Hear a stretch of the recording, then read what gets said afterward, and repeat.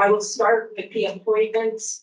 The recorder this morning will be Linda Martin, who is our senior executive assistant now. The parliamentarian is Tucker. Timekeeper will be Mary Ann Wickham from Elections Committee. Thank you very much. Sergeant at Arms is Chief Leo Harrison. Thank you, Chief. And the teller is Bob Winsor.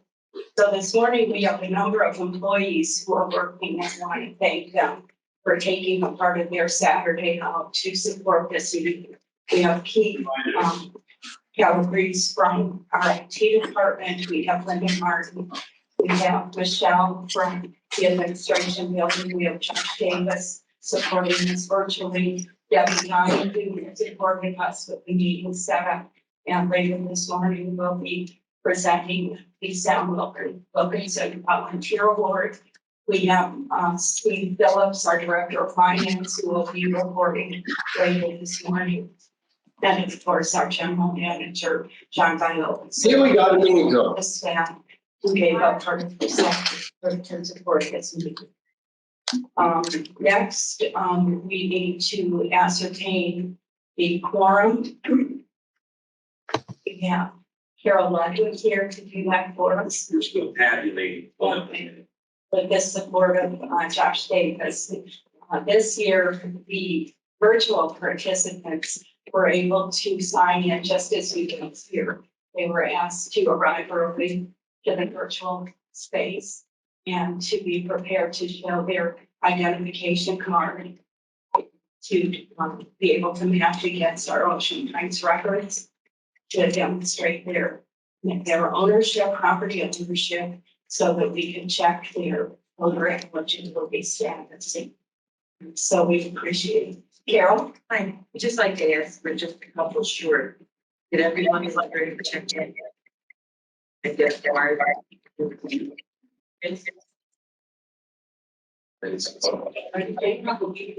Yeah. Oh, get it.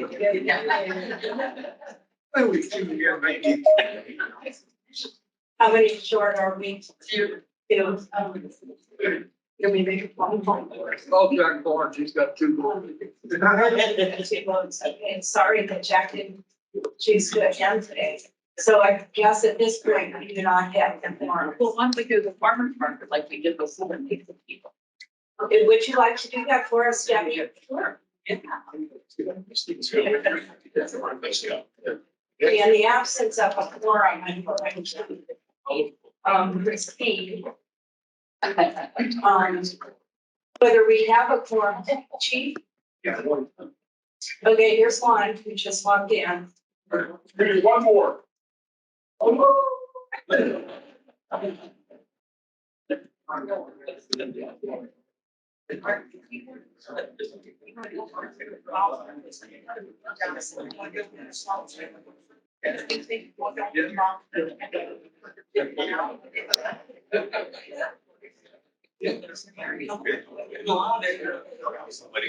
Back to order. In the absence of a quorum, I think we can go ahead into the presentation of the Sam Wilkinson Volunteer Award. Debbie Donahue. First, Debbie.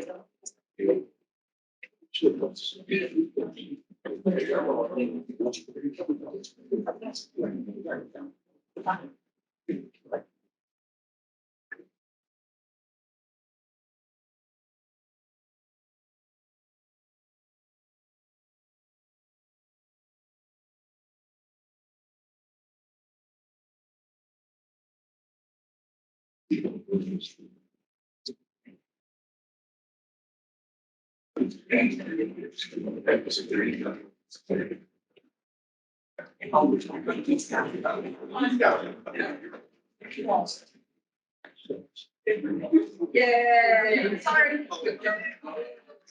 Always late now. Sorry, I'm a dollar person.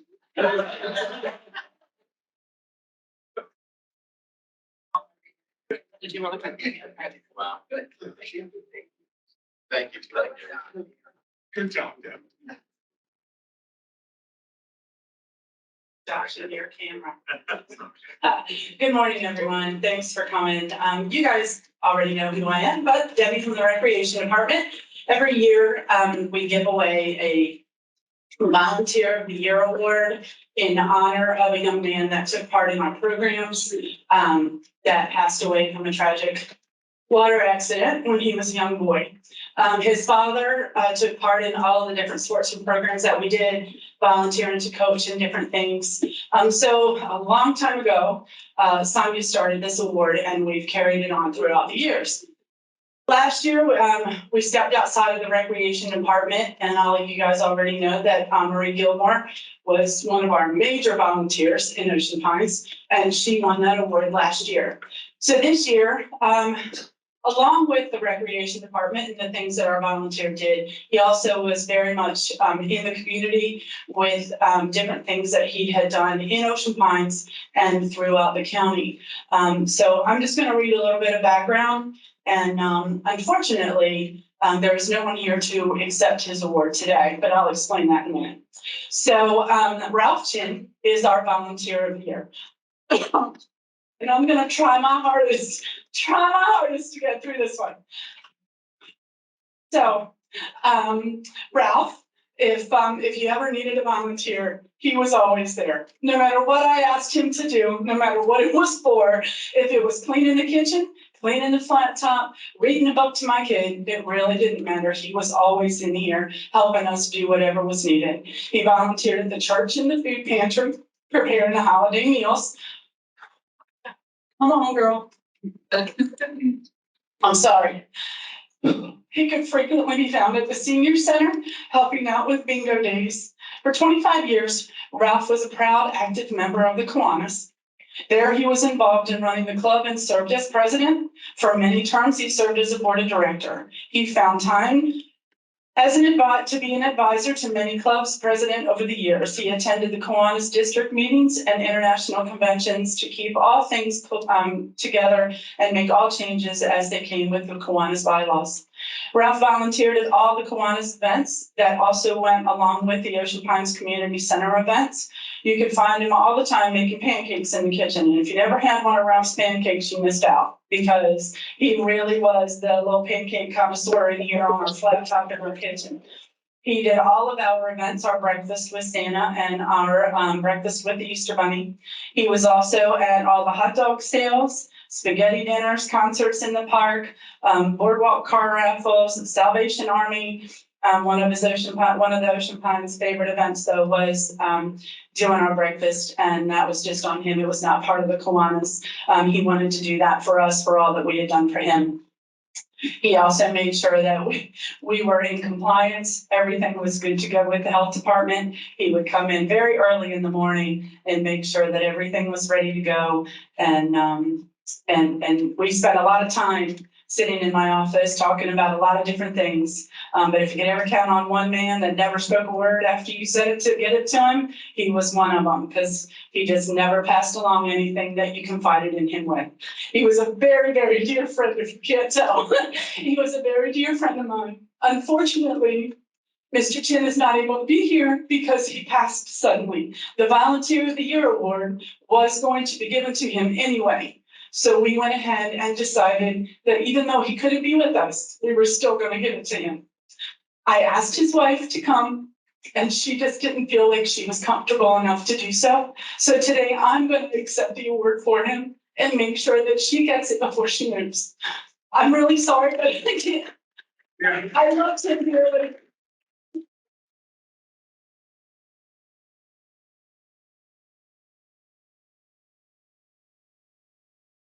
Thank you, Debbie. And our condolences go to Smith to his wife and family and to Debbie. So thank you. So it looks like we have a forum. Thank you.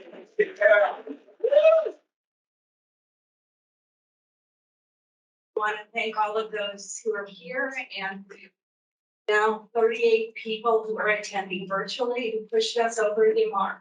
So thank you for giving us part of your Saturday for this activity. So the first item of business here is the approval of today's agenda. Do I have a motion to approve the agenda? So move Tom Piatti, 13 Chad. Thank you, Tom. Do I have a second? Second, Debbie Balloon, 65 Martin. Thank you, Debbie. All in favor of approving the agenda for today, please say aye. Any opposed? Any abstentions? Okay, the motion carries. The agenda is approved. Next, the last time that we had a quorum was August 11, 2018. We have minutes from that meeting that we can approve today. Do I have a motion to approve those minutes? Glenn Millicent's 12 Falcon Ridge Road. Thank you, Glenn. Do I have a second? So we will 36 Gary Lane. Joseph, thank you. All in favor of approving the minutes of the annual meeting of August 11th, 2018, please say aye. Aye. Any opposed? Any abstentions? Okay, the motion carries. The minutes from August 11, 2018 were approved. Now we're going to move on to reports.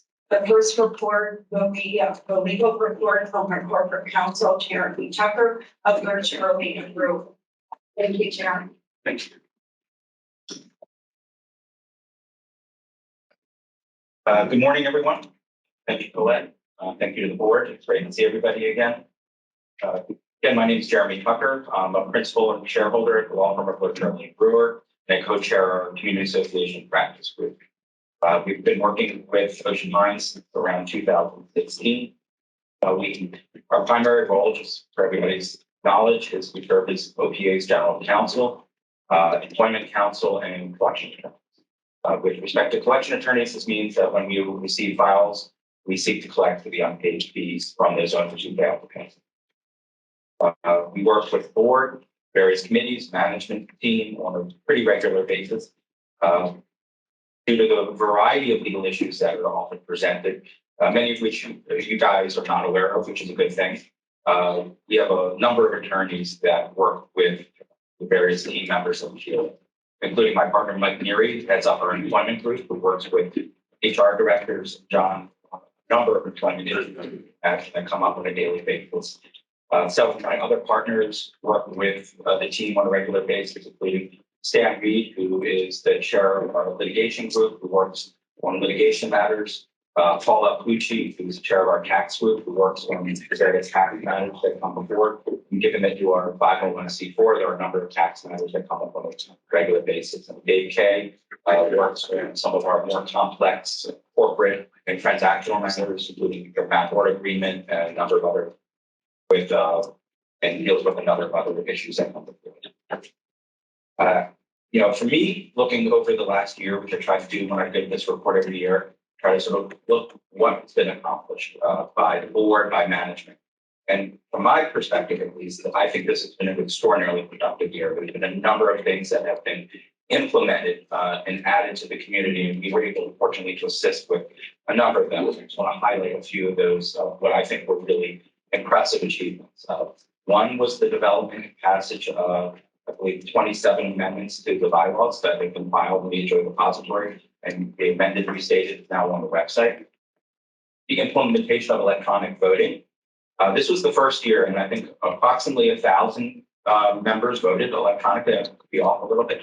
And that is a great number for the first year out in my experience. I think I don't want to speak for the committee, but let's assume those are a third. That's a wonderful number. And that means both two-thirds? Yeah. Okay. Yeah, you're right. Well, 1/3, thank you. And so that, in my experience at least, that means more and more people over the years will start voting. And that's a wonderful thing for your community. One, it saves costs. It hopefully will increase participation. And just, it is very easy to use for those who did vote by electronic transmission. Thank you. We hope to see it continue to grow over the years. With the tennis courts and pickleball courts were repaired, and the pickleball courts are being constructed. And the implementation of the water taxi. All of these things have been very practical, productive things for the community. And I just wanted to highlight those. I thought those are, sometimes people can't see the tangible things, and those are absolutely tangible achievements. And we were pleased to be able to assist with those. On the collection side, we believe that the strategy that the board approved a number of years ago, and this board and the prior board have continued to pursue, which is an aggressive, diligent pursuit of unpaid assessments for the files that have been provided to our office, which are the unpaid files through December mid through 2019. We've continued to be effective. This year, we've collected $74,000 in unpaid assessments. The total that we've collected since being hired to do the collection work is $929,737.28. So we're getting, now that is a wonderful number that we're pleased to inform you of. It also means that's how big the delinquency had gotten. And so what we're hopeful is that we never allow that, or you all never allow that. So it's over $1 million at one point in time of AR. And so we're pleased that we've been able to bring that down. And we think that that has also led to a lower overall delinquency rate, because there's now, everybody's aware that there is, we're not just going to allow people not to pay. And why people always look at me, why is that, God, why are you so aggressive? People can't pay. Well, the problem is that those who do pay have to cover the costs of those who don't. And so it is very important that everybody pays. That's your lifeblood that pays many of the bills, pays staff, we pays for turning the lights on here. And so we think that that's an important thing to continue to do. And we recommend that the new board continue that. As many of you know, there is a pending lawsuit, and because it's pending litigation, I won't comment on that. But I will say that the insurance counsel picked up coverage, an insurance company picked up coverage of that and appointed counsel who was handling that. My law firm is not handling that. Litigation is being handled by counsel appointed by the insurance. As I mentioned, overall, we believe that this has been a pretty positive year. I think the board has done a great lot of work. They've worked hard together and has achieved a lot. I think the board should be pleased. It has been our pleasure to work with the board. We are excited for the new board members. I understand it was a well thought, good campaign, a positive issue-based campaign. And so I'd like to congratulate the 3 directors who won this year, and congratulations. I look forward to working with you, I hope. And on behalf of myself, in conclusion, I thank you as always for allowing Orderliness Brewer to serve as part of your team, and I look forward to hopefully doing so for the years to come. Thank you very much.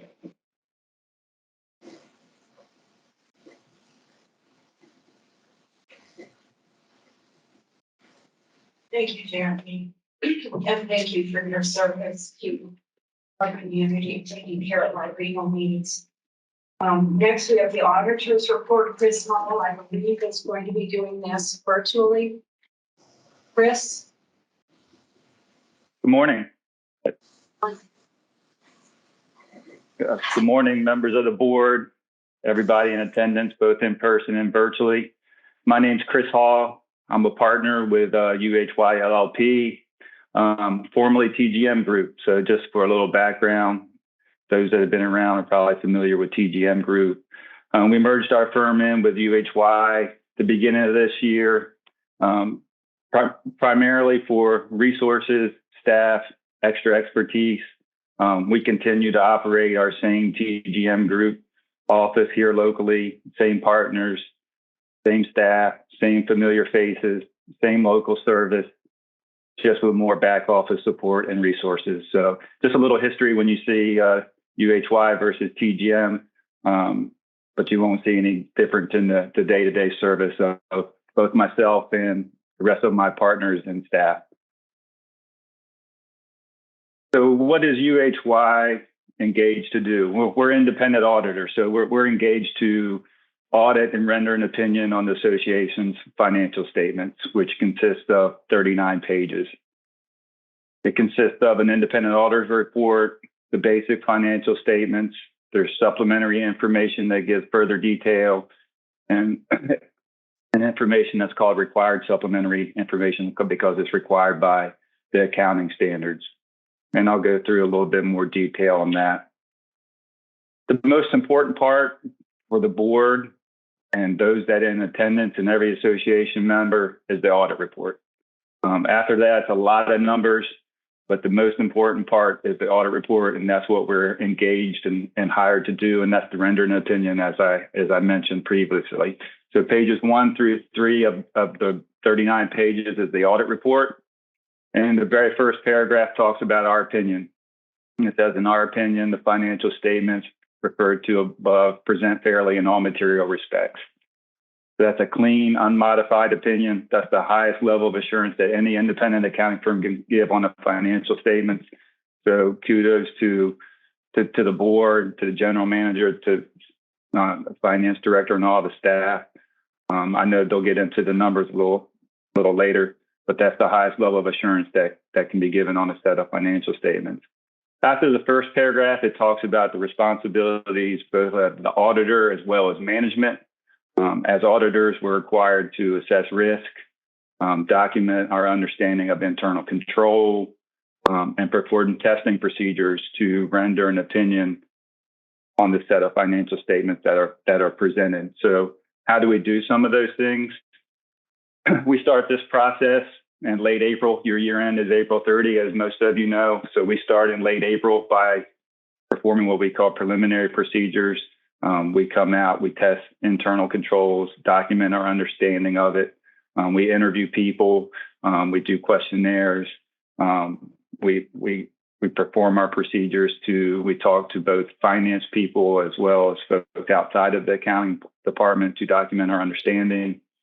On or around April 30, we actually do a physical observation on a sample basis of your inventory that you have on hand, as we're required to do so that we go to various locations. We rotate that year to year and actually physically observe the counting of your inventory. And then we also price test that at a later time. We send out cash confirmations. All that happens early on. After that, we give the finance department time to close out April 30 to give us a good set of books and records to audit. So we come out late June, mid-June to actually do substantive procedures. And what does that mean? We test bank reconciliations. I heard your legal counsel talking about receivables and collections. We test receivable ledgers. We look at delinquencies. We look at collections. We test subsequent receipts on those to make sure they're fairly presented. We test accounts payable, and we look at invoices. We look at subsequent invoices to make sure things are recorded in the proper period and in the proper department. And all that leads up to preparing a set of financial statements that we render an opinion on that get presented to at the annual meeting today.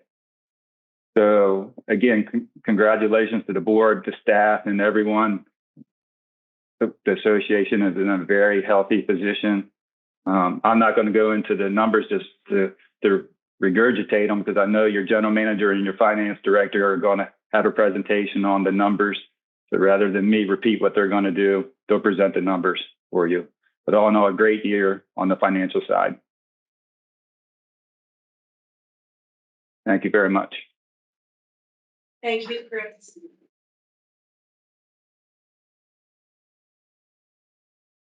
Okay, next we have the president's report. I have a few slides, very quick, I think. So I just wanted to highlight the things that have already been referred to. The board has a specific role that they play that is distinct from that of the staff and the general manager and his staff. Section 5.14 of the bylaws articulates these duties. This year, there are a few things that we did that were more significant among those duties.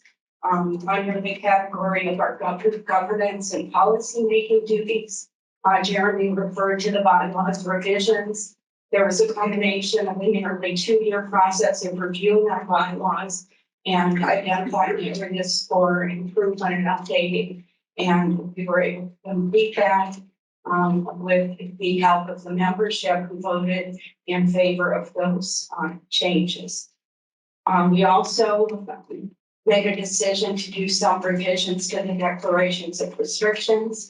We have received the message loud and clear from the membership that they have concerns about the impact of short-term rentals on quality of life in our various sections. And so this revision to the declaration of restrictions will be rolled out sometime in September by the GM staff. It will be brought to the membership for a vote. So again, you will be assisting us in making some revisions that are meant to improve quality of life in the sections. Jeremy referred to the electronic voting that I would consider, and I think we all can fairly consider to have been a very successful change in our voting procedures, brought us into the 21st century. We will hope that that will only improve each year our turnout for voting. In terms of HR decisions, over the past several years, we've been focused on bringing our HR practices and our compensation into compliance and into line with the marketplace. We did authorize the hiring of a consultant to help us with that, and we were able to accomplish that. The Strategic Planning Advisory Committee helped us to move forward in our obligation to do strategic planning. The membership also helped with that by responding to a member survey that identified that resulted in the top priorities being revealed as safety, maintenance of infrastructure, community appearance, and aesthetics. Under the category of budget approval, this year the board approved some transfers from the almost $2 million retained earnings from last year. $650,000 were applied to a historic $100 reduction in year-based assessment. And so that benefited every property in the association. Also, this is thank you to John and his team for their contributions to that. He'll talk more about that, I think, in his presentation. Also, I think this $350,000 that were transferred into the roads reserve, that's another historic move to make sure that we are adequately funded to do the replacement of roads to supplement the amount that we receive from the county. We also have the new capital reserve fund, which was brought into being 2 years ago. If it was, there is somebody answer someplace. He was a driver of that change, and that gives us a fund by which we can to advance financial planning for capital needs that are new capital items. And so this year we were able to apply $60,000 of our retained earnings to the installation of the T-Docks at the yacht club, which is predicted to help the bottom line of the yacht club. Also under the budgetary responsibilities, once the budget is approved, there are large expenditures within that budget that are made throughout the year. And as a check and balance on those large expenditures, those are brought to the board for final approval at our monthly board meetings.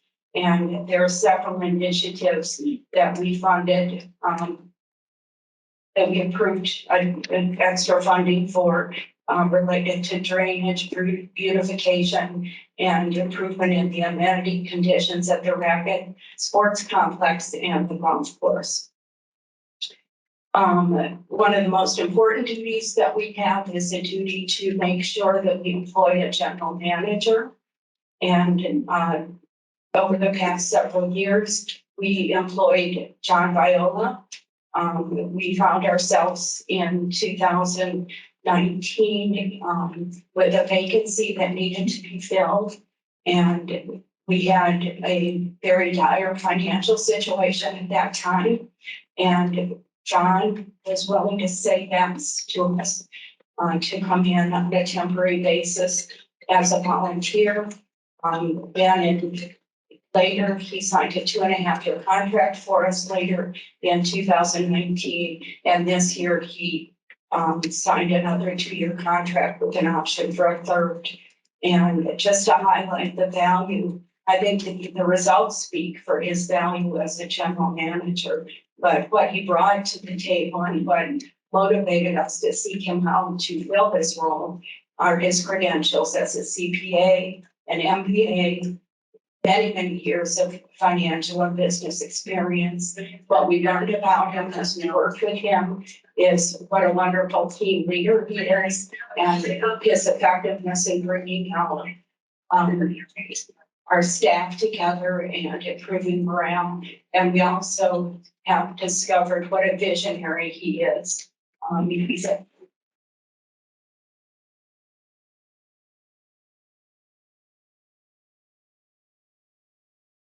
He is actively involved with the strategic planning committee to put together a strategic plan that will include objectives for himself as the leader and for each of the departments. So we look forward to receiving that.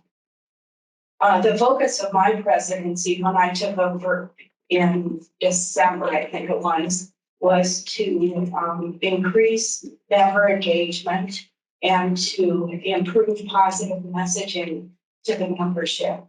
And so the initiatives that I was hoping to achieve were to institute the use of hybrid meetings, the technology of virtual meetings along with the in-person meetings as a way of increasing member access to board meetings, people who are not able to physically be present for whatever reason.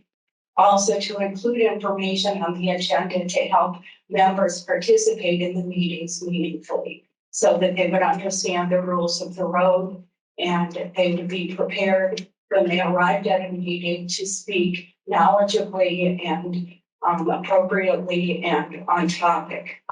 And then the third part of that was positive messaging to the membership, which I will speak about. So I wanted to give you the data that motivated me to, and I think the message of the membership motivated me to really focus on meeting attendance. This graph presents the mean and the dark gray and the median and the light gray of member attendance at meetings for the years 2000 through 2022, with 19, 20, and 21 left out of that because those were meetings that were impacted by COVID. We were doing virtual meetings. We were not keeping meaningful data about participation in meetings. So I felt that it was unfair and inappropriate to include those in the graph because the data were questionable. So what we see is that the highest mean membership participation occurred in 2017 with an average of 40 people per meeting, and also in 2022 under the hybrid model with 40 people participating. I included the median because the mean is impacted by unusual fluctuations in attendance. And if you look at the next slide, you'll see the highs and lows of member attendance by year. And what we see in 2016 and 2017 in the light gray, the high participation was 150 people showed up for one meeting. In 2016, 115 showed up for a single meeting in 2017. In 2013, there were 274 people who showed up. Those were single incidents. And I think what has been talked about in the public is that member attendance at meetings is influenced by controversy and influenced by problems that they are concerned about. And that's terrific. What we have is there were obviously some things going in those 3 years that motivated high turnout at single meetings. We also see that the low numbers are pretty low. Typically, we would have as few as 9 or 10 people at a meeting each of those years. In 2018, the low number was 23. In 2022, the low number was 29. Excuse me. So for this reason, the median gives us a more meaningful picture over time of member engagement by attending our public meetings. What's really good news, I believe, is that the hybrid model is yielding very good turnout overall at meetings. People like you who are willing to take time out of their busy schedules or out of their time for fun to attend a meeting that may not be all that exciting or interesting or controversial. But these are people like you who are committed to showing up and getting the facts for themselves, observing for themselves, but how the board makes their decisions, hears directly from our general manager each month about our financial affairs and the progress being made on the many initiatives that are paid for by your assessment dollars. So I'm thrilled to see that we are getting more and more member engagement and that the virtual environment is really helping. The next graph it shows just basically the number of meetings that were held in each of the different timeframes. The other controversial issue, I think, that has come to the fore is the days and the times that the meetings are scheduled. And this graph represents the average number of people who attended meetings in the hybrid environment, which is the first number. For the hybrid meetings, the average attendance was 38 members. Meetings over the years between 2013 and 2022 that occurred on work days during the workday, the average attendance was 24 members. The next number reflects the number of members who attended in the evenings on a workday between the years 2013 and 2022, and that was an average of 13. And for Saturday meetings, the average was 22.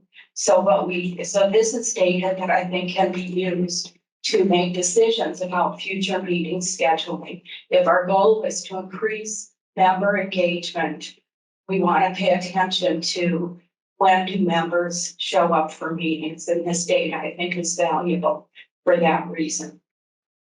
And then the last graph, I think we can skip over, it really just tells how many meetings were, well, actually, let's not skip over that. What we see is that there have been 8 hybrid meetings so far. There have been 37 meetings held during the workday between 2013 and 2022. There were 11 evening meetings and there were 37 Saturday meetings. And so obviously the larger the numbers, the more accurate or reflective of the average is. And the more you can count on that being predictive of future participation. The next slide talks about another initiative that I was concerned about, and that is to improve the orderliness of member participation in meetings. So what I made happen was to provide information on Robert's Rules of Order on the agendas and during our meetings, and making clear what the ground rules for participation is, to communicate those and to adhere to those. And I think at least in the last 8 meetings, the hybrid meetings, I can report that we have very orderly participation as we do today. Thank you. The next priority that I had was to give the members a positive message. There's a lot of messaging out there in social media that's very negative, and I felt most people really experience Ocean Pines as a wonderful place, a very positive place. Our financial results reflect that the business of Ocean Pines is being run very successfully. You're getting a lot of value for your dollar. And so I felt we really need to get that message out. And so I initiated the president's message. It actually was a suggestion by our Commissioner Bertino, who I consulted as a newspaper man. I asked him, Chip, what could we do to get the positive message out? And he offered me a column weekly in his newspaper. And so I took him up on that, and with the support of Josh and Julie and the marketing and public relations department, we have been putting out positive messages, positive articles on our website, in the e-blast, and that also are printed in the Courier each week. Some of the topics are historical topics, such as the founding mothers and fathers of Ocean Pines, pictorial histories of our traditions, how we celebrate important traditions. There have been safety articles, there have been environmental articles, and then each month our general manager and finance team put out an article on the financial news. Finally, I just want to highlight some of the challenges that this new board will face.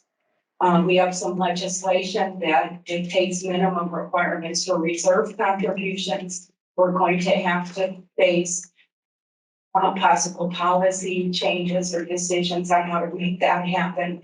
Legislation that requires due process for restriction of membership privileges for continuing violations of our restrictive covenants. That will require consultation with our corporate counsel, but also possibly policy and process development to make sure that we're adhering to that. We also, the big issue financially and logistically is going to be the Southgate Firehouse. We have that initiative well underway with in the leadership of the President Van Gasbeck and Chief Brunwald and John Viola leading a work team looking into options for use of a professional fundraiser and to drill down on the needs to make sure that what is built is a cost-effective means of meeting all of the requirements that the fire department will have to make sure that they're in the best position to keep us safe. And then finally, the strategic planning process will be coming to a culmination, I believe, in the coming year, and the board will have a role in that. And so I congratulate the new directors who will be validated today, and look forward to working together as a team to address these and the many other initiatives that the board is involved with. So thank you. Next.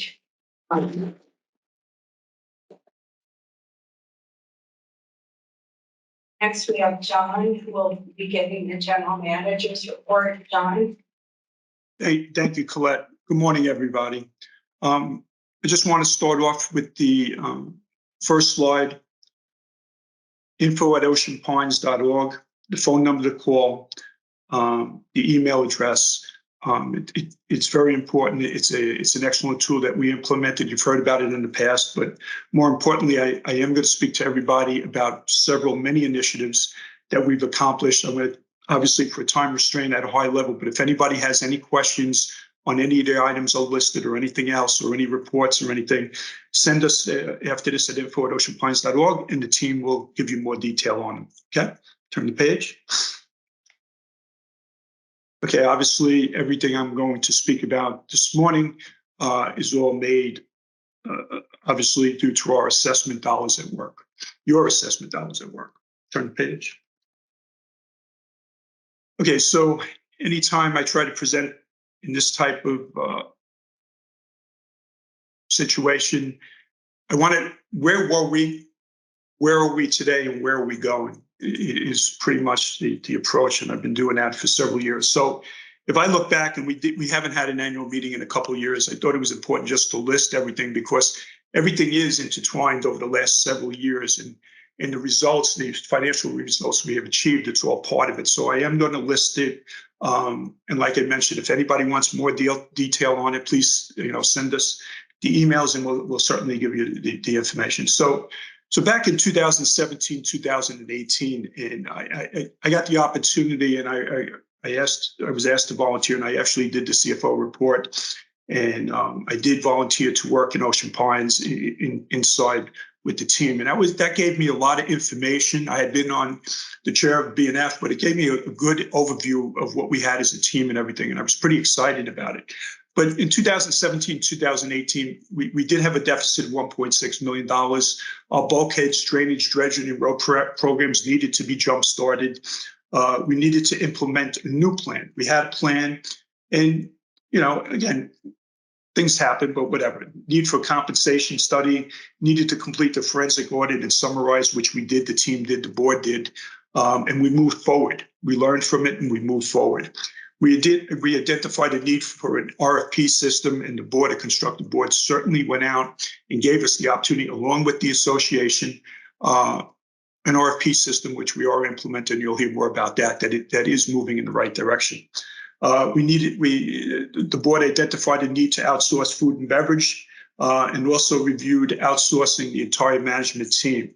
I think we made the right calls. The board made the right calls on both. Bringing in the Madward company was certainly a win-win for them, certainly a win for Ocean Pines. And we elected not to outsource the entire management team. But back then, I remember saying, hey, this is a tale of two associations. And I kind of took that, but it was the worst of times, but I truly believed that the best of times were coming. And we'll talk more about that now in the next couple of slides. So 2019, with the support of a constructive board, the association, and a very strong management team, an entire team at Ocean Pines, we started to achieve a lot of favorable results. We jump-started programs, initiatives were implemented. It wasn't just about financial numbers or good financial numbers or favorable, but it was about everything that we did that culminated into the financial numbers that we get to present every year where we have. So in 2019, after a $1.2 million budget deficit for prior year, closed April 2019 with $130,000 positive variance. So you could see back then, I certainly did, that the ship was starting to turn in a positive way. We formed work groups were formed to jumpstart drainage and bulkhead programs. Bulkhead programs were jumpstarted. We brought in an outside firm, Simpson, to do an employee compensation study. Very important. I believe, and I believe a lot of us believe, that our team are the assets of Ocean Pines, and we want to make sure that they are benchmarked and comparably compensated. There was improvement to board meeting videos, transition to North Star, new website launched, the audit company's contract extension signed. There was a win-win. In 2020, we secured the PPP funding. We installed safety protocols for COVID. New clubhouse and quad barn under budget was constructed. We have the numbers there. They've been announced. The clubhouse bar and grill opened, very positive results. The police department renovation, obviously under budget, and again, favorable. And definitely what we needed. And, we talk about safety. We talk with safety, you also want to have retention of your employees. And we certainly needed these facilities to do that. Again, a step in the right direction. And you look back at the cost now, whether it was the clubhouse or the police or whatever, to me, what it would cost going down the road or even today, it would be a lot more. Okay, so I just want to show we're not just about good financial numbers. The team, the association, the board, we have achieved results, initiatives, and they show up in the financials, right? Front page. All right, so what have we done? 2021, we set up a successful communication plan and team managed and executed during the COVID period. Budget favorability of $1.275 million, brought the operating account retained earnings out of the deficit position, and we shifted to a positive position.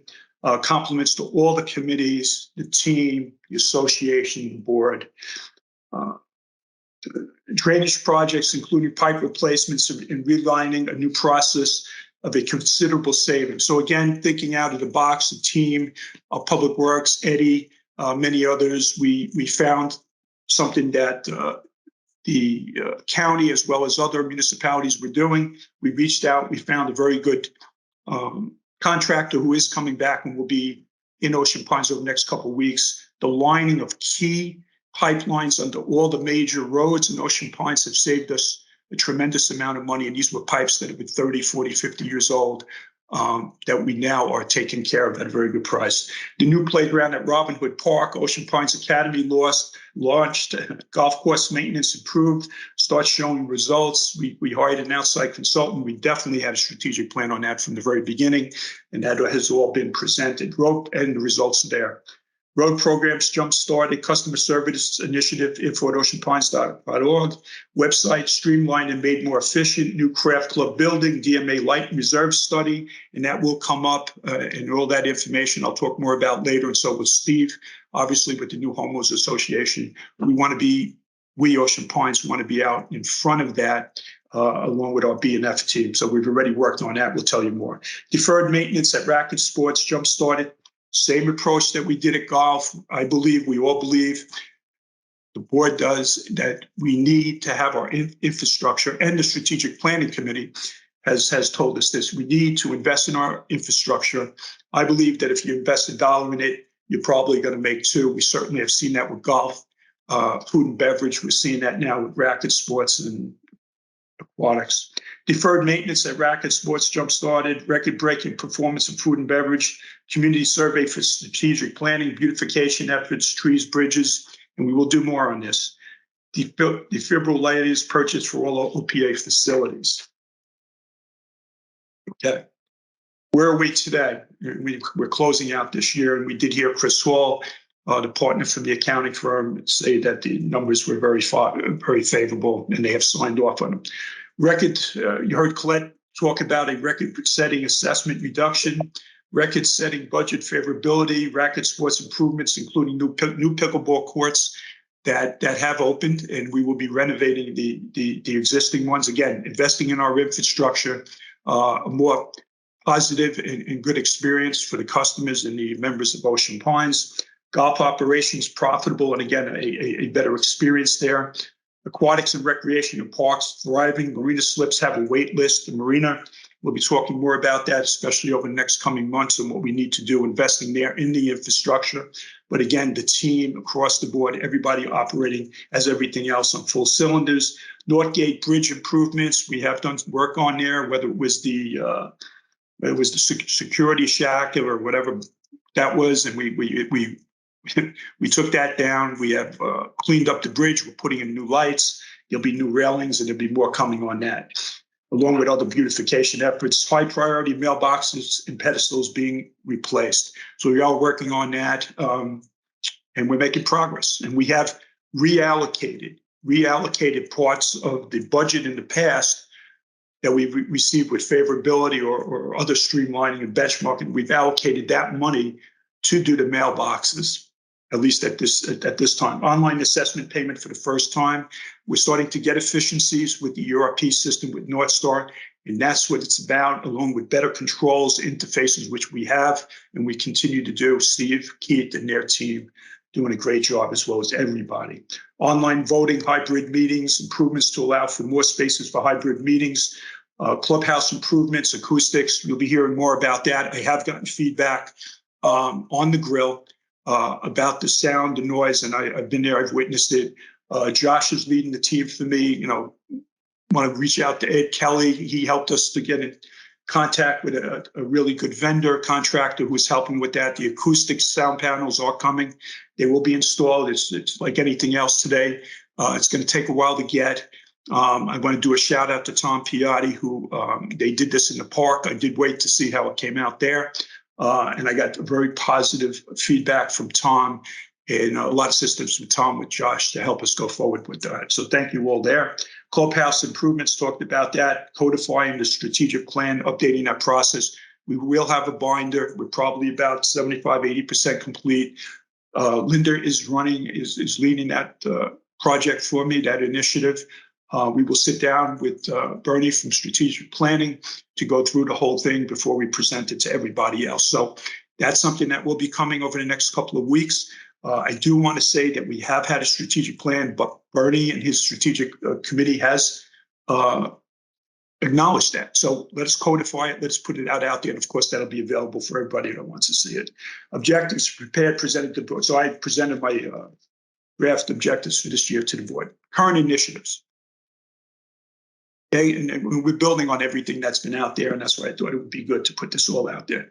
The drainage to pipeliners, we're doubling up the amount we spent from last year, this year, and certainly what we did the other 2 years was more than what we've done in the past for those major pipes. Landscaping, like I said, we'll continue on that. Northgate Bridge cleaning, guard shack, railings, new lights. Mentioned a little bit of that before. Hybrid meetings. I think, well, this is definitely moving in the right direction. The T-docks have been installed. That gives us more capacity there, certainly for more boats to come in that they can experience the great experience at the yacht club. I have received already from Ralph and Matt favorable comments on it, as well as the water taxi. New pickleball courts and existing pickleball court renovation. The renovation will start over the next couple of weeks. Hopefully, will be finished sometime in September. There will always be pickleball courts open for everybody to play, and I know Debbie is overseeing that. As far as the implementation of the new pickleball court, we did utilize of course, an outside contractor.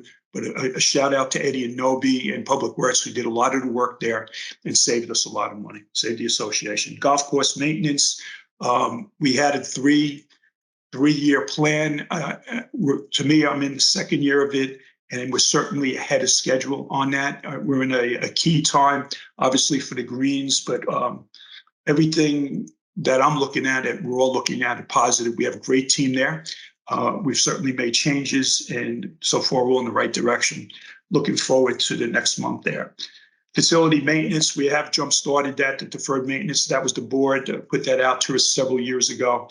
We certainly are working on that. Keep in mind with a lot of the new renovational construction, obviously it was shifted that way, and then the maintenance. But the maintenance plan is there, and we continue to do that every year.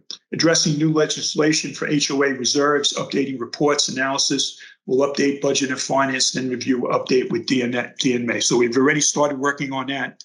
There is an analysis that I designed years ago that Steve will talk about. Steve prepares it in the past. Good friend of mine and somebody that I was fortunate to work with on B&F, Gene Ringsdorf, helped us with. But with the B&F team, we are on it. We are reviewing it. We will be coming forward, and you'll be hearing more from me and Steve on it, as well as B&F. In fact, I'm in the process with Dick Keating right now to go through what we're going to do with B&F next step. So we are on it. It is new. I've already reached out to DMA. Okay.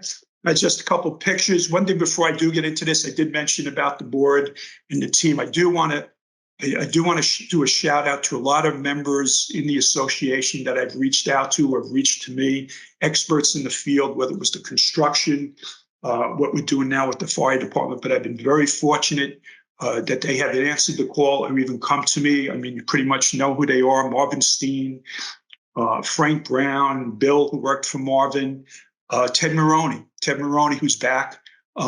Very fortunate to have him with the fire department team, the fundraising, to work with the rest of the team. The guys on B&F who outside of B&F who have backgrounds, whether it's in HR, CEOs or whatever, whether it's Tom, it's George, Don, Dick, Brian. I don't want to miss anybody, but they have truly helped me when I've reached out to them, even outside of B&F. And there are others on other committees, Marty, Joe, Tom, I could keep on going. All right, drainage pipeliners, always good to see a picture of them. On the left is what it actually looks like.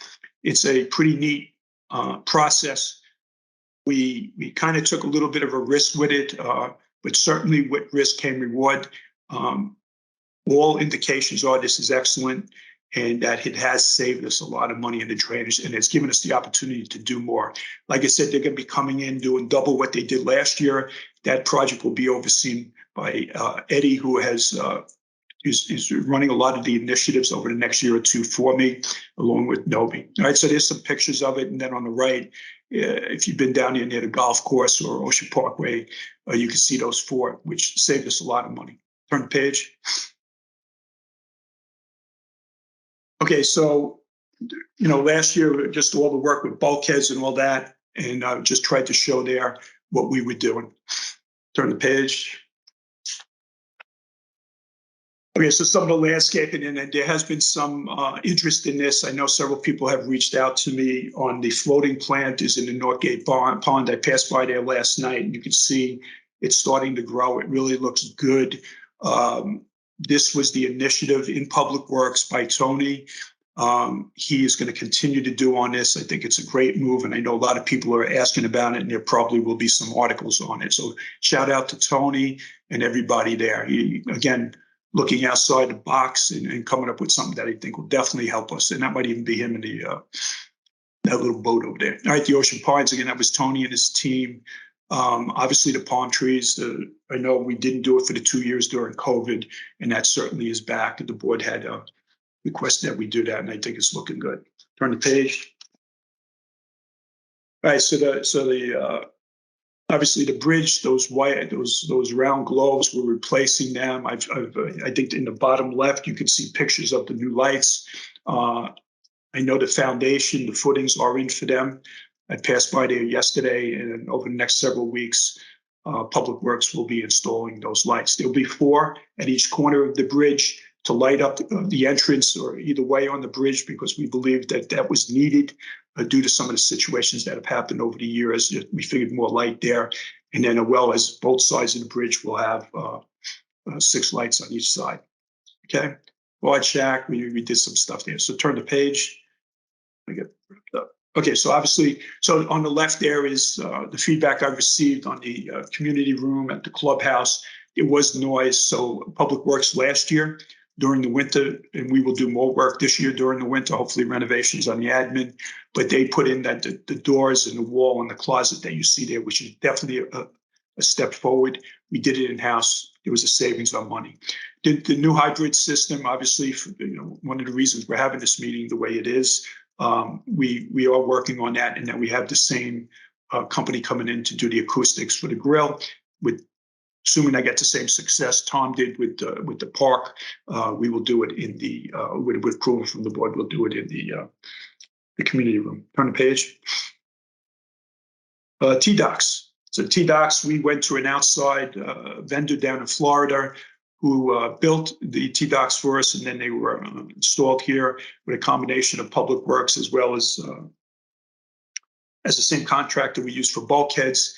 And I've gotten positive reviews on them. Now, somebody did point out to me, and yes, it is a different type of material, but we will have to replace the T-Doc, specifically the one, I think it's D, if I'm not mixing up now with C&D, the one for the marina.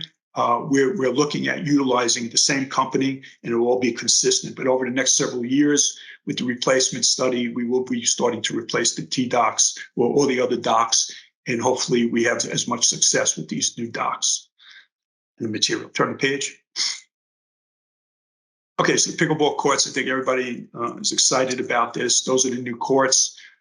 Finished basically on time, basically within budget. And I have not been down there, but I've heard good things. Family members were down there, and they were pretty excited also. But I know everybody else is. Turn the page. Renovation is next for the existing ones. Okay, so the golf course, a lot there, a lot that I've discussed the last 2 or 3 years. Probably one of the biggest tasks that we had if we go back there, and I really don't want to go back 3 years ago. But we made numerous changes, certainly had a plan following it, certainly have the right team in place. We did invest with approval from the board and the association. We did invest in new equipment that definitely helps, but the numbers show, when you look at the golf numbers now, it certainly offsets. We have an operating profit. It's certainly offsetting that money that we have put in there. And a lot of this was part of the DMA replacement anyway. If you look at the depreciation, which we will and we will discuss in future board meetings, we're pretty much offsetting that. So a lot of times you hear different things, because we do. Per our scrolls, we report based upon operating results and favorability. But we will also talk about depreciation, especially with the golf course and all the amenities. Because what I'm seeing right now, where we're trending, if I take all the amenities, we're certainly an operating, I don't want to use the word profit, but favorability. And it's pretty much offsetting for everybody the depreciation. We're working towards that. And that's something we're looking at over the next 2 years. So again, it's about balance. It's about breaking even. We're not looking to make big profit. We want to give the best customer experience for all our customers at the right price for everything balanced. Okay, we come out balanced, equal. That's a win for Ocean Pines as far as I'm concerned. Turn the page. Facility maintenance. So that's something we did do work down at the Swim and Racket Club over the last several months. We will be looking to do more. There is a new roof that is planned for there. We painted, and we're going to do more there as we move around, racket sports now and then over there. New fences at the yacht club, pool, and golf. And apparently those fences for years, there was a situation there. Team effort. We brought in the right people, and I believe they're fixed. New ramp, Bumpets Landing. I know I did the advisory committees and a lot of others. We improved them. And again, similar with the type of material we use for the ramps, I definitely believe it's the right way to go. Turn the page. All right, summary. Just give me a second. All right, so summarize everything I just talked about. And there was a lot, but it was all moving in the right direction. So the summary, look, we talked about the operating deficit. I'm not going to, whatever that happens, it happens anywhere. Bulkheads, drains, and roads were not on track. They are now. Very important there. And I believe with favorable results and favorable financial costs for it, especially in this environment. Where are we today? We have an operating surplus. I will talk to the board in the board meetings, make recommendations, run it to B&F first. We do have, now that it has been realized and signed off by the auditors, the favorability that we have for this year, I will again go forward to the B&F. I will present the transfers that I'm hoping to make to pay for some of the initiatives that I did speak about today, that because of timing, we weren't able to get done last year. We are looking at safety, increased spend there, fire, EMS, police, completed major capital projects, favorable to budget, assessments reduced due to allocation of surplus. We are trending favorable to budget.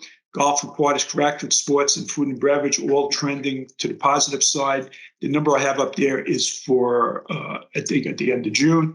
I just received July from Steve. He sent it out to the board members, and you'll see this favorability in July also. Organic revenue. We have an operating surplus, but gone through the rest. In an HOA reserves, we will work on that. We know it's important. Turn page. Okay. Let's get into the financials. I'm just watching my time here. Thank you, John, for that wonderful PM report. Okay. Start the financials. Turn page. All right, I'll start the financials. Steve is going to jump in. Just make sure I'm just lined up here. Okay, so the first one, summary of operating fund audited financial results, fiscal year 2022, actual compared to budget, right? This is what we are told that we have to present. And, you can see the numbers there. Let me just go down to the bottom. At this point, it's been pretty well known for the year. Now it's realized. It's realized because the auditors have signed off, and we've signed off for the year. Steve has issued all the reports. They're all there for anybody. The audit report that Chris Wall spoke about. We were favorable to budget, $1,912,712. It's a big number. Okay, so let me just turn the page but overall, where did that come from? Basically, I'm not going to go in a lot of detail, but it was organic growth, organic revenue growth, which to me, I define as new revenue that we brought in, whether it's in different ways. But certainly new revenue, I believe a lot of it, especially golf, is because of the state of the golf course, whether it's racket sports, food and beverage, and of course, food and beverage is the Mad Art Company. That's the biggest thing right there. This page now, this will give you more detail to the other page, but the amenities summary of operating fund audited financial results, fiscal year 2022 actual compared to budget. So you can see what we budgeted for the amenities, what we defined as amenities and what we have in the past, and what the actual was, and the favorability of how much of that 1.9, almost half, if not half of it, was favorability in our amenities. So we are moving forward again. It's all because I believe the investments in there, whether it was the investment in an outside company, in that or the infrastructure, which we certainly have done in scenic golf, racket sports, and we'll see even with the marina. So there's your favorability. There's the detail. Again, if you have any questions, you want more detail, please send us the questions and info@oceanpoints.org. Turn the page. Get through these things. Okay, the summary of operating fund audited financial results, fiscal year 2022, actual compared to fiscal year 2021. So we want to look at the prior year and where we were. So again, 2022, far left column, favorability, right? I just talked about the 1,912,000. The year before, favorability of 1,445, for an increase of 466,815 year to year. That's big. Obviously, with anything else, I can't guarantee down the road that we'll constantly have that. Obviously, there's limits to the capacity and everything that we have in our amenities here at Ocean Points, but we are favorable so far. And we're almost done with what I call the busy season for this year. All right, again, there's the detail. I know some of you will reach out to us for more detail, but that's welcomed by the team and myself. Turn the page. All right, so amenities, summary of operating fund audited financial results, fiscal year 2022 actual compared to 2021. So again, that's just giving you some of the detail for where we are for the amenities so that you have it. And obviously, if you have more questions, but I pretty much summarized for you in a few sentences what caused it. You know, first of all, great management teams, organic growth in revenue, efficiencies in our expenses and reallocation of expenses, benchmarking, and a constant review by our team on a month-to-month basis, which helps me and helps all of us to make decisions so that we don't become a runaway train. Turn the page. We get through these.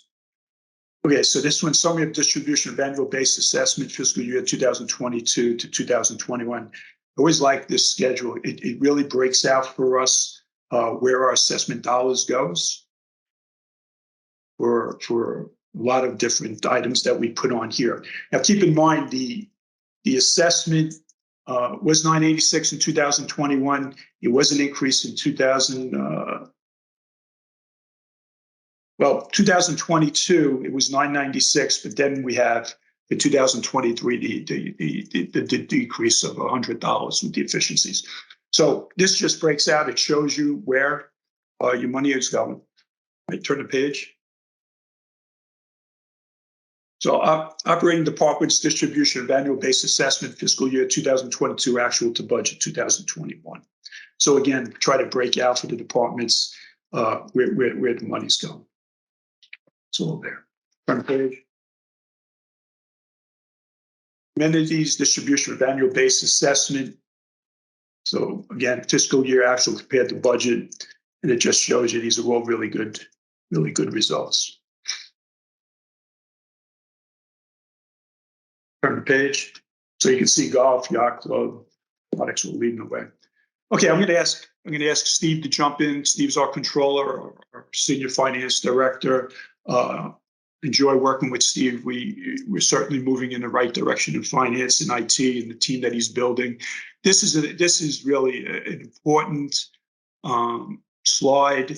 I want Steve to do it. It's going to tell you how and what your numbers look like from those base years, I think 5 years ago. So Steve, if you can jump in and take the rest of the slides, appreciate it.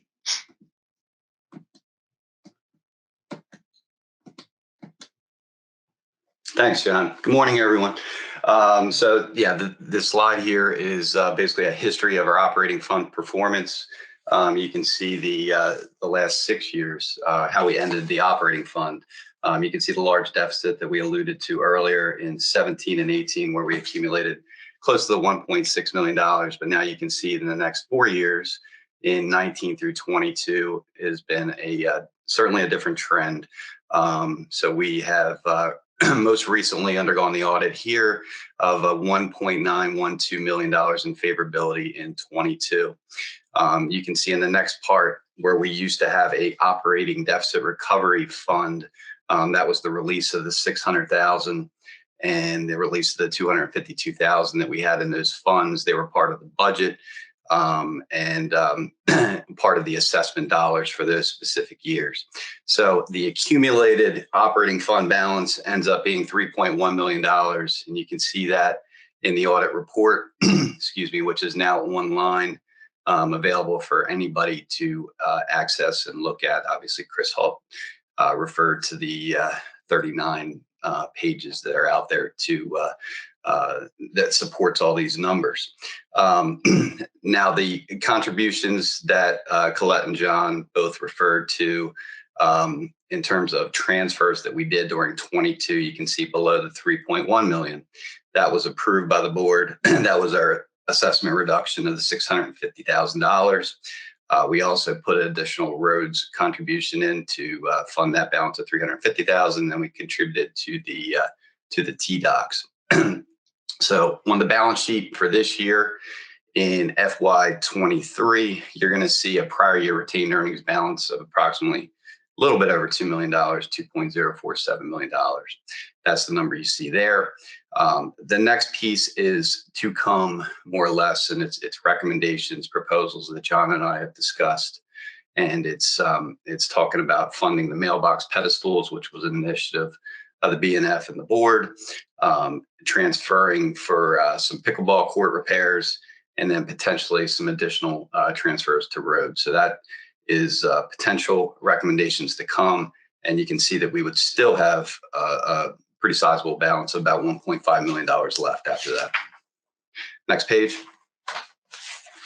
Okay, this is just an assessment history. We've done this each year as part of the annual meeting.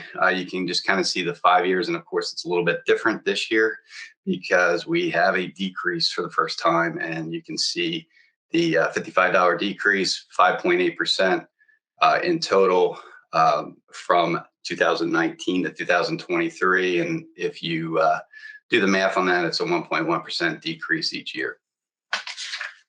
Next page. Okay, this schedule is a summary of our fixed assets, or PP&E, for OPA. We break them down into the 4 major categories: land improvements, building and building improvements, furniture, equipment, and roads. All these items are included as assets on the balance sheet. And they're, of course, net of any accumulated depreciation. The cost represents the historical cost, which is the price paid for the assets. So we got approximately $54 million total fixed assets within the OPA, with a net book value of approximately $24 million. Now, please note that, of course, the historical cost differs from the replacement cost value that you'll see on page 39 of the supplemental unaudited schedule that's included as part of our financials. Next page. This is a schedule that we prepare as part of the monthly financial board, so it's pretty familiar. It should be pretty familiar. It shows the estimated or the projected reserve activity for 23. The additions or contributions are the amounts taken right from the recent DMA reserve study that we had updated last year. Their contributions approved also as part of the FY23 budget. Still fairly early in the fiscal year, so in terms of the estimated expenditures columns, no major deviations from the budget at this point. So there's a current balance of total reserves per the June FY23 financial reports are approximately $9.4 million. And we anticipate at this point in time, after the FY23 spending, to be around $7.2 million when everything settles. Of course, that's going to be subject to change as we come in each month. Do also please note at the bottom there, the management's recommending additional transfers, which I noted on the previous slide, to fund the replacement of the mailbox pedestals, also to fund additional roads contribution, and bring the roads in line with the recommendation per the DMA study. Next page. And this should be the last page. This is the report that John alluded to. It's a forward 5-year look, specifically at our projected general replacement reserve balance. Sheets set up to calculate a projected ending balance, as you can see, for each of the 5 fiscal years on the sheet, based on adding the funded contribution taken once again directly from the DMA reserve study, and the estimated future expenditures are taken from the current year budget. Assets are due to be replaced based on what the assets are due to be replaced in the future, also per the DMA study. It then basically takes this ending balance and calculates what we're calling the percent of full funding number, which is measured against OPA's target rate, which is right now 22 to 28%. As you can see, we do fall within this range for all the years within the next 5. With all that said, as you know, we have new potential initiatives that were outlined by Colette and John.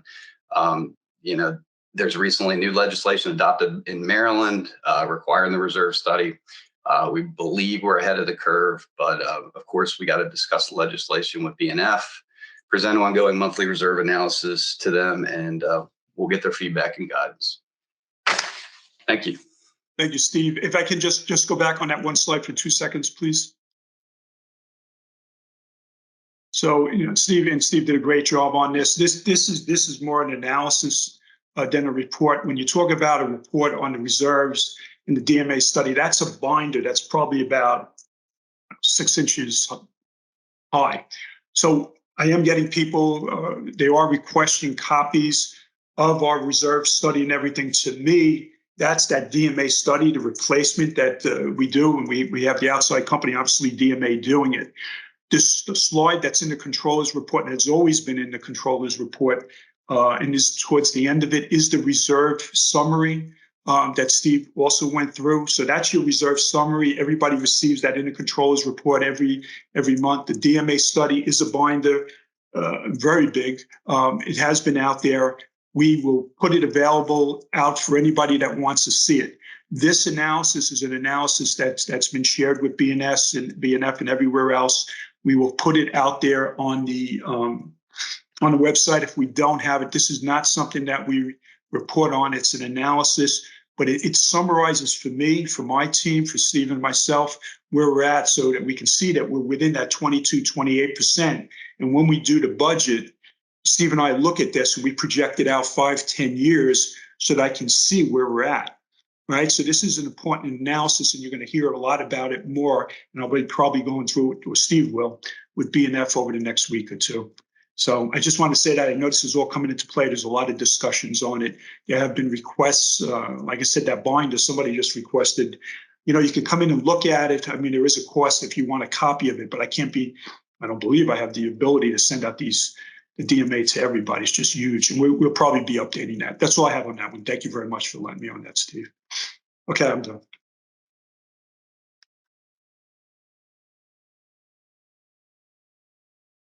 So thank you, Steve and John.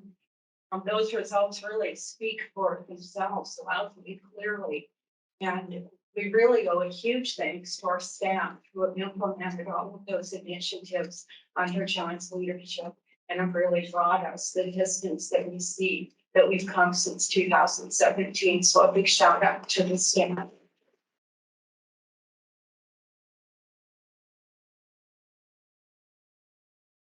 The next on the agenda is unfinished business, of which there is none, new business, of which there is none, and the election committee report and the validation of the election.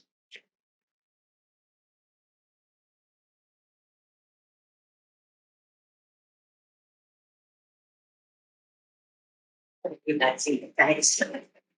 Good morning, everyone. Thank you for coming.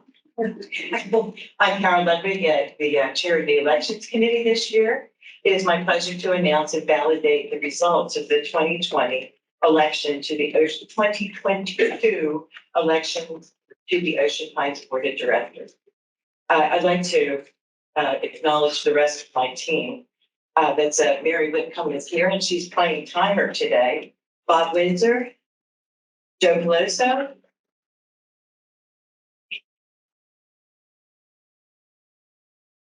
on August 11th, we reported the results of the balloting.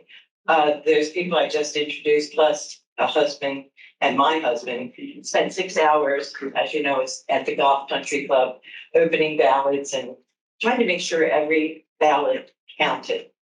And yeah, it was a lot of fun being observed and questioned constantly when we were going to be done. But even though these were violations of M06 that we approached, we were very courteous and very patient. We tried to get done as fast as we could. So in accordance to the bylaws, those candidates receiving the higher number of votes are elected to 3-year terms. And they are Steve Jacobs. Is he on there? I think Steve was online. Stuart Lacknick.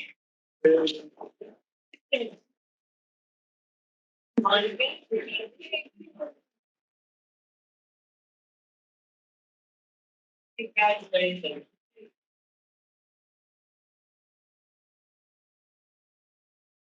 Congratulations to the new directors. Now the work begins. That big binder John was talking about, that's one of many piles of paper that you guys will be given and that you will be consuming. Good luck and I look forward to working with all. Next, we have public comments. If you wish to make public comments, we're going to begin with the people in the room here. You would approach the microphone here at the front of the room. You would give your name and your property address, and you would limit your comments to no more than 5 minutes. Mary Ann Whitcomb will be the timekeeper, and she'll keep you on track with that. Do we have anyone who'd like to come forward? Yeah. Oh, I got my weight cord. All right. Mark Thomas, 1132 Ocean Parkway. I saw a few things about the police department. What scares me the most is right in Ocean City, 5 miles away, there's stabbings, there's shootings. We actually, in Delmar, we had a police death a couple of years ago, right down the street in Pittsville.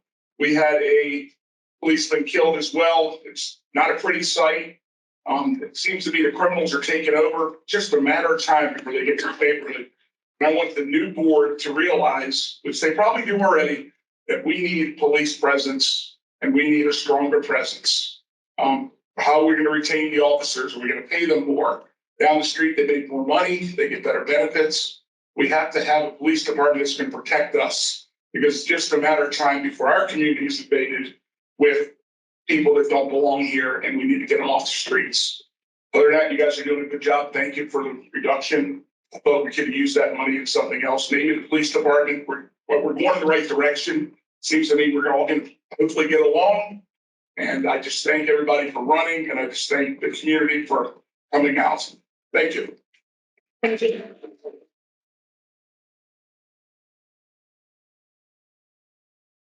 Anybody else in the room who'd like to come forward and speak?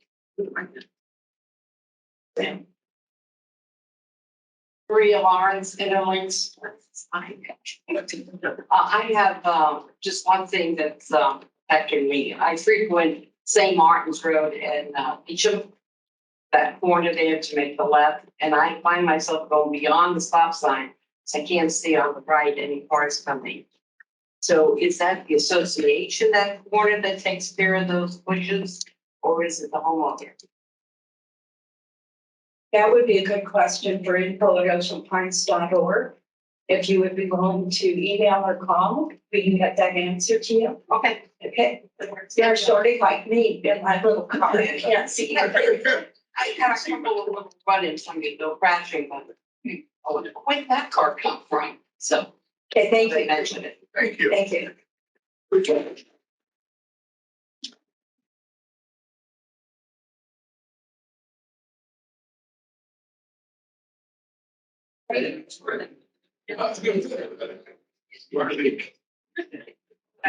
Marlene, on your report, I'd just like to ask the election committee to reconsider the policy of not sending out multiple property owner paper ballots.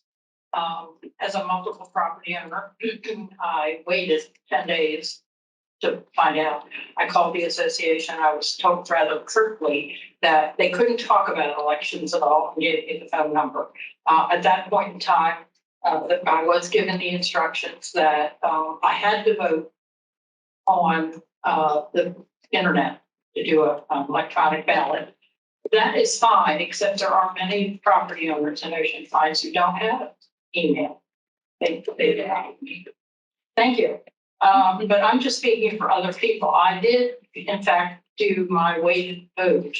But I think that, as a multiple property owner, I pay my $896 and I deserve a less than $1 paper ballot. Thank you. Thank you.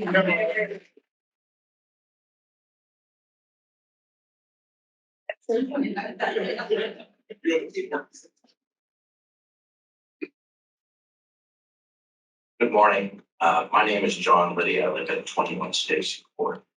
And I'd like to thank everyone who ran for the board and congratulate those who won. I have a very minor concern on the relative scale of things, and that is all of the bulkhead repair equipment that is still parked down at Terms Landing Park. That it's been there for over 2 years. They've completed the work on Terms Landing Park bulkheads, and they've completed the work on the pintail side of the canal. There's plenty of bulkhead space over at Pintail Park. There are empty lots within Pintail where they can park this equipment. And I don't understand why it's still, we have to drive by all this ugly equipment for 2 years. That's it. Okay, thank you for your comment. Our general manager will look into that for us. Thank you. Anybody else?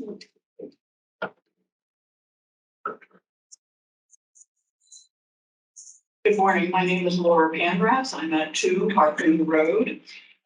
First, I've attended several different annual meetings over the years, and I feel we miss one important thing when we talk about new elections and all of that. We fail to thank the current board and the outgoing directors, whether they chose to run and didn't succeed, or whether they chose not to run. They still completed their term. So I would like to take that moment to thank our current and outgoing directors for the time on the board. And I still encourage each of you to continue volunteering if you feel led to, whenever you're ready. I would like to congratulate all of the candidates who chose to run and congratulate all of the new directors that did win. And I wish you well. It will be a mighty task, but I'm sure you're all up for it. So I would like to encourage all directors and residents to stop with the negative verbal warfare, both in person and on social media.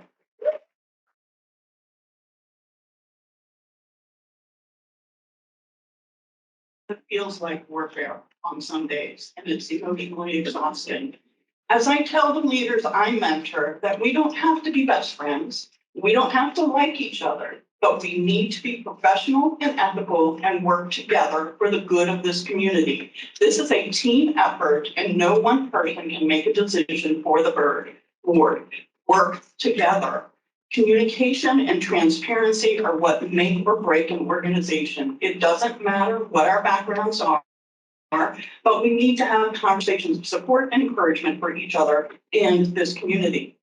All volunteers are important because we're volunteers. It does not matter whether you are bringing experience of being a business person for 30 or 40 years, whether you are retired, whether you're still working, whether you're a stay-at-home mom, a caregiver to a loved one, a parent or grandparent raising children, or you're a PTA volunteer. It does not matter. It also, if you are a part-timer or a full-timer, we are all equally valued as volunteers, bringing a wealth of diverse perspectives. So I'd like to end and again, thank each current director, our new directors, and each resident for giving their time, talents, and giving up family time to commit to bringing and keeping Ocean Pines a happy place for each of us. It took me 7 years out of the 8 years I've had a place here before I was willing to risk not having a happy place and joining a committee. I am in this now, and I would like to see it continue to flourish. I would like to see continued positivity, and I have full confidence that we can achieve all of this. And we need a cheerleader. you know, I'm an encourager. I am someone who will speak neutrally, kindly, professionally, and ethically with you. So thank you again for everybody who has taken the time to show up for our meeting today, so we could have quorum, because in the PTA world, quorum is very important also. So I appreciate each and every one of you. So have a great rest of our summer, and I look forward to a positive year moving forward. Thank you. Thank you.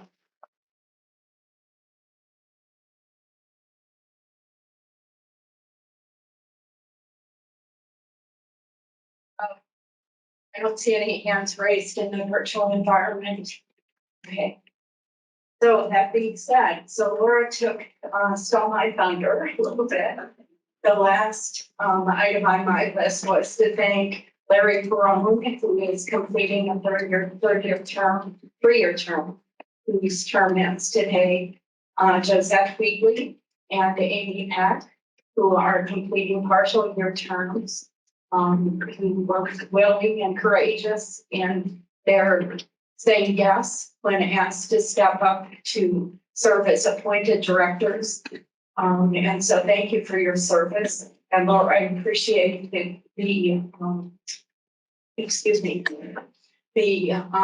thanks to the rest of the board. It is a hard job. People say that it is a thankless job. It's not completely thankless. I would say that many people came out of the woodwork this last few weeks, thanking me personally for my service and acknowledging all the positive accomplishments of this board.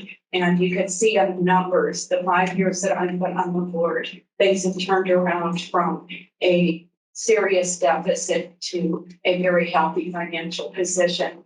I have confidence that the addition to the board will help us continue that trend. And thank you all for being here. Do I have a motion to adjourn this meeting? So we here with them for Stacy Ford. Thank you. And do I have a second? So Josette, thank you. All in favor of adjournment, say aye. Aye. Thank you and enjoy the rest of your Saturday.